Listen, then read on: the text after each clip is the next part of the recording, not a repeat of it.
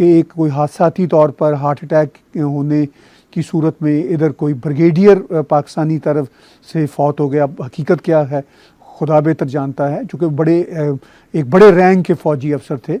और उस तरफ जम्मू एंड कश्मीर में बहुत सारी गोलाबारी यहाँ से बताई जाती है हुई, जिससे मासूम बच्चे भी 1-2 हलाक हुए और भी कुछ हलाकतें हुई।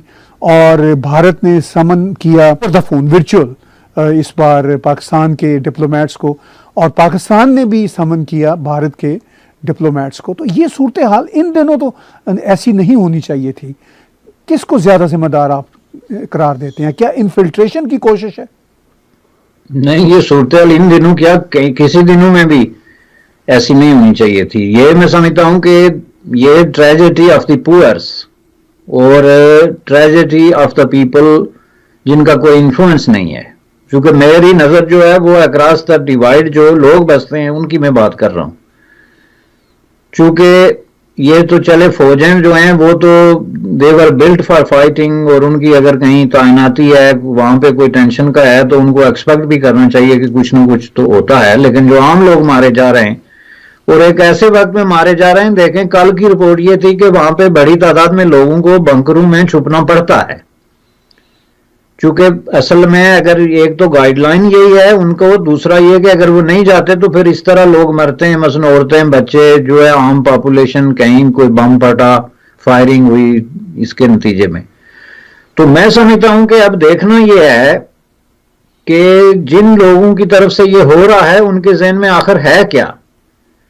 कि एक तरफ तो पाकिस्तान में ये हालत है कि इस वक्त कोरोना वायरस को डील करने के लिए उनके पास इनफ वसाइल नहीं है, और वहां की जो हाईएस्ट कोर्ट्स हैं उन्होंने भी बाकायदा ये वर्डिक्ट ना सही लेकिन ऑब्जर्वेशन दी है कि जी यहाँ पे काम ठीक नहीं हो रहा है, प्रॉपर तरीके से इससे डील नहीं किया जा रहा है। जिसका जवाब हुकूमत ये दे रही है कि हमारे पास जो वसाइल हैं उसके अंदर रह के तो हम ज्यादा से ज्यादा यही कर सकते हैं।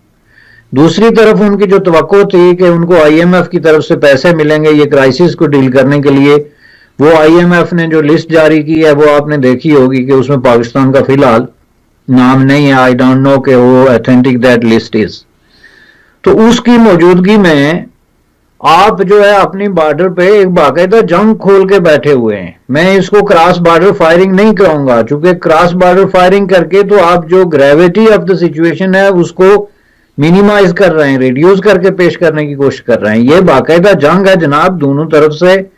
और ये 5 अगस्त के बाद कुछ अरसा जो थोड़ा बहुत वहां पे खामोशी हुई थी, उसके बाद ये फिर दोबारा बिजनेस एज यूजुअल है। और उसमें जो है ना सिर्फ ये कि क्रॉस बॉर्डर जंग जारी है, तोपें चल रही हैं, मोहल्ले के मोहल्ले खाली हो रहे हैं, बस्तियों की बस्तियां खाली हो रही हैं।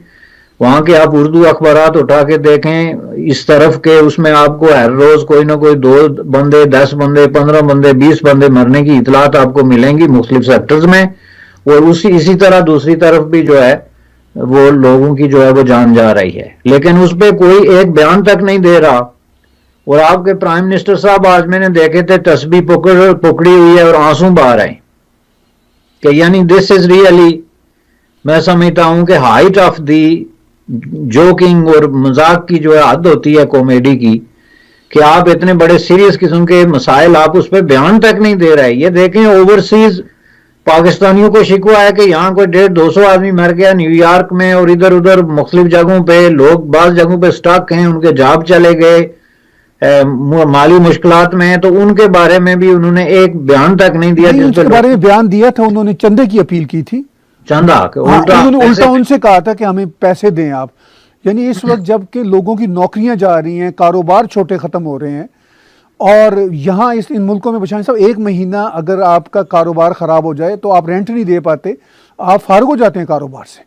अच्छा, उन्हीं से चंदा ले रहे हैं। अभी आप ही के सामने कुछ महीने पहले वो डैम का चंदा, मैं उसको डैम फूल चंदा बोलता हूँ, यहाँ भी फंड रेज हुए, अमेरिका में भी, पता नहीं चला वो पैसा कहाँ गया। अब उस चंदे का भी जिक्र नहीं होता। पता कैसे नहीं चला, वो सबको पता है कि चीफ साहब जो है वो चंदा उन्होंने खुर्द बुर्द किया, अकेले तो यकीनन तौर पर नहीं किया होगा, पीछे तो पूरी गैंग थी। और उसने देखे ना कनाडा में जो रिपोर्टें आई थी, यहाँ टोरंटो में जब वो आए थे जी, तो हमारे जो दोस्त वहां पे गए थे उन्होंने हमें बताया था कि वो कैश पैसे ले रहे थे जी। Without issuing any receipt. Right right right. तो वो चंदा फिर उसका क्या आप वो करेंगे। अब बाद में ये कह रहा था कि अब ये रिस्पॉन्सिबिलिटी किसकी है, जो लोग मुल्क चला रहे हैं, वो हुआ chief of the military staff है आपका या चीफ ऑफ द गवर्नमेंट है, कि वो आवाम के आगे जवाब दें कि भाई ये सरहद पे जो ड्रामा हमने खोला हुआ है इससे रियल कश्मीरी मर रहे हैं, जिनके दर्द में हम इतने जो है वो कर रहे हैं वही लोग वहां पे मर रहे हैं। तो जब हम उनको खुद मार रहे हैं तो फिर आजादी किससे लेके दे रहे हैं। ये जो खातून आपने जिसकी तस्वीर देखी है, जिसका बच्चा जो है वो छोटा साल 2 साल का इस तरीके बेदर्दी से मारा गया, क्या उसके लिए एक ताज़ियती बयान नहीं बनता है?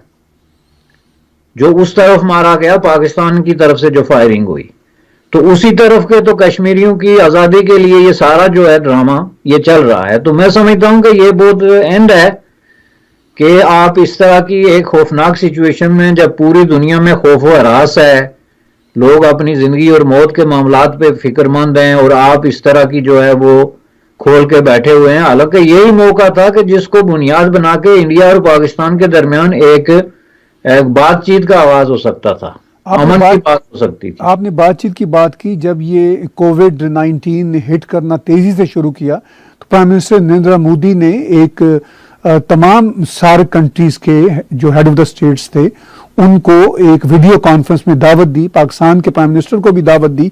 पाकिस्तान के प्राइम मिनिस्टर का हमेशा से प्राइम मिनिस्टर नरेंद्र मोदी से ये गिला था कि आप अगर एक कदम भी चलें तो हम 2 चलेंगे, मगर उस कॉन्फ्रेंस में वो शरीक नहीं हुए, और जिस अपने नुमाइंदे को डॉक्टर जफर मिर्जा को भेजा वो प्योर टॉपिक जो टॉपिक था उसका वो कोविड-19 पर कंट्रोल था सार्क कंट्री का, उसने कश्मीर का मसला उठा दिया। तो ये मसला तो वहां पर भी उठाने से बाज ना आए जहां बनता ही नहीं था बात करना।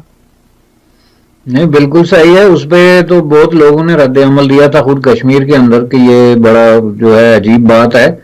लेकिन चलें उसको तो एक तरफ रखते हैं, हम ये देखते हैं कि आज जो कुछ हो रहा है इसमें आप जब रद्द अमल ही नहीं दे रहे, या तो आप एक स्टेटमेंट दे देना कि ठीक है जी इंडिया एग्रेशन कर रहा है, तो हम उसके जवाब में अपने आप को डिफेंड कर रहे हैं। तो इस पे ये स्टेटमेंट भी कितने दफा आ चुकी है कि अब लोग इस पे भी बिलीव करने के लिए तैयार नहीं है। हाँ, वो आई थी एक स्टेटमेंट, फिर आ जाएगी वही आप वाली बात, कौन बिलीव करेगा।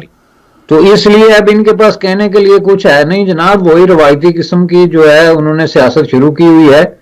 और अब मुझे ये लगता है कि अब इसका भी जो है ना वो ड्रॉप सीन होना चाहिए, क्योंकि इसके बाद भी आगे भी जाहिर है वहां उस खिते में दोनों तरफ लोग आबाद है ना, देखना ये है। अब उन लोगों के आप हाल और मुस्तकबिल से खेल रहे हैं, आप अपनी जिद पे अड़े हुए हैं, ना आप एक मसले का कोई सलूशन पेश करते हैं, कोई पॉसिबल जो कि एक एक्सेप्टेबल सलूशन हो, ना आप उसको अपनी ताकत या वसाइल के जोर पे जो है वो लेने की पोजीशन में हैं, ना आपके पास उसके कोई मुतबादल फार्मूला है, तो फिर आप लोगों की जानें क्यों ले रहे हैं। वहां पे एक आपका अगर फौजी मारा जाता है तो आप आसमान सर पे उठाते हैं, और क्या क्या उनके प्रोटोकॉल और किस तरह जनाब पूरी उससे वो आप उनको दफन करते हैं। और जो कश्मीरी वहां पे इस तरीके से मरते हैं, ख्वाह उधर मर रहे हो या इधर मर रहे हो, उनको आप एक्नॉलेज करने के लिए तैयार नहीं है। तो ये चीज जो है ये शो करती है कि आप जो है आप टोटली कोई आपको हमदर्दी नहीं है वहां के लोगों से। आप जमीन के टुकड़े की एक लड़ाई लड़ रहे हैं जिसपे आपकी नजर है कि किसी तरह अगर ये मिल जाए तो बस मसला खत्म हो जाएगा। लेकिन बशानी साहब, जमीन का वो टुकड़ा तो खैर अब इनको क्या मिलना, 70 साल में नहीं मिला, और अभी पिछले साल ही 5 अगस्त 2019 को पूरी दुनिया ने देख लिया कि वो यूनियन टेरिटरीज बन गया। वो पहले भी उनके पास था, अब भी उन्हीं के पास रहेगा हमेशा के लिए। लेकिन सवाल ये है कि जब वो भी वाजे है कि नहीं मिल सकता, फिर भी ये हरकतें कर रहे हैं। मगर पिछले शो में आप अपने पिछले शो में मेरे से बातचीत करते हुए कह रहे थे कि ये जो अब इनफिल्ट्रेशन हो रही है मिलिटेंट्स की, पर्टिकुलरली इस कोरोना सिचुएशन से फ़ायदा उठाते हुए जो मिलिटेंट ऑर्गेनाइजेशंस हैं एक तरह से कर रही हैं, तो ये